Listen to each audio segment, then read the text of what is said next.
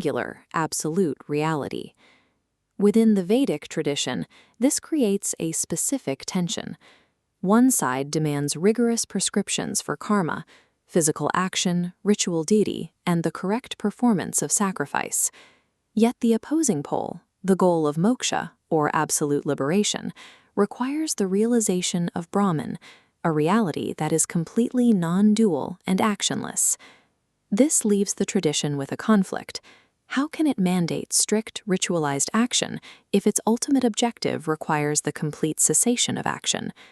Resolving this specific contradiction between the Vedic command to act and the Upanishadic drive for knowledge is the primary objective of Adi Shankaracharya's commentary. Shankaracharya consolidated Advaita Vedanta by treating the tradition's many texts as a unified, logical whole.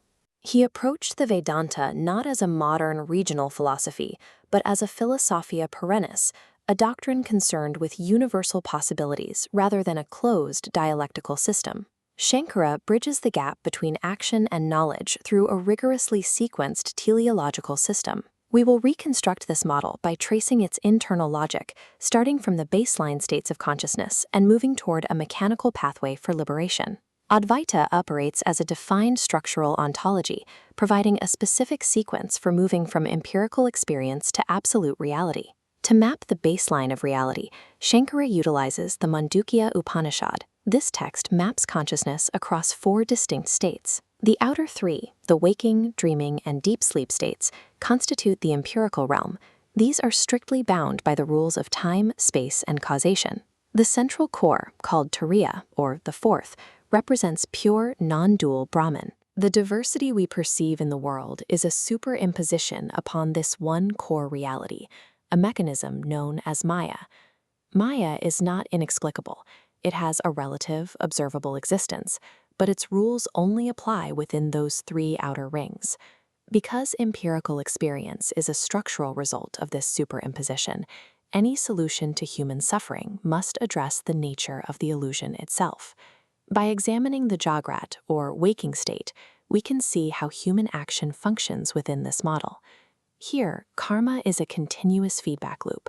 Every action produces a fruit, which necessitates further action. Because karma operates entirely within the realm of Maya, it cannot penetrate the core. It simply ricochets off the threshold of the absolute. Shankara's logic on this matter is absolute and binding. You simply cannot physically act your way out of a conceptual superimposition. This is why Shankara rejected the Mimamsa view, which argued that ritual action alone could yield ultimate liberation. He argued that mixing action and knowledge as equal partners, a theory called Jnana-karma samuchaya, is an epistemological impossibility. If action is trapped within the illusion, a different mechanism must be used to reach non-duality. Shankara doesn't discard action.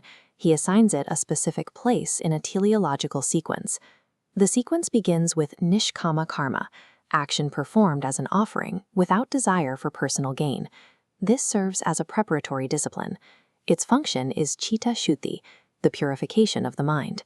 A purified mind then develops sankhya buddhi, the discriminatory knowledge that the true self is completely actionless. Once this knowledge is firm, the practitioner reaches karma sannyasa, the complete renunciation of all action. Knowledge alone destroys the illusion of Maya to reach moksha. There is no shortcut from unattached action directly to liberation. Action prepares the mind, but only knowledge can remove the superimposition. Shankara translated this metaphysical sequence into a durable organization that spanned the subcontinent. He established 4 Amnaya-pithams, or monastic centers, at the cardinal directions of India: Sringeri, Dwaraka, Puri, and Badrinath. These centers have functioned for over 1,200 years, acting as institutional anchors for his Vedantic model. By placing these moths at the edges of the subcontinent, he ensured his framework could withstand regional and cultural shifts. Shankara appointed his 4 principal disciples to lead these centers. He selected them based on their embodiment of the different stages of his path, from scholarly mastery to absolute self-realization. These institutions were designed as pedagogical engines, ensuring that the core logic of Advaita would remain intact across generations. These physical centers support the abstract system they were built to preserve. Advaita Vedanta functions as a structural therapy for the human condition, providing a defined exit from empirical experience. Shankara validates the world of action by giving karma a mandatory role in the process of mental purification. At the same time, he preserves non-duality by reserving the final step of liberation solely for knowledge. Shankara's legacy is a specific teleological framework, a system that utilizes human action as a tool to reach the point where action is no longer required.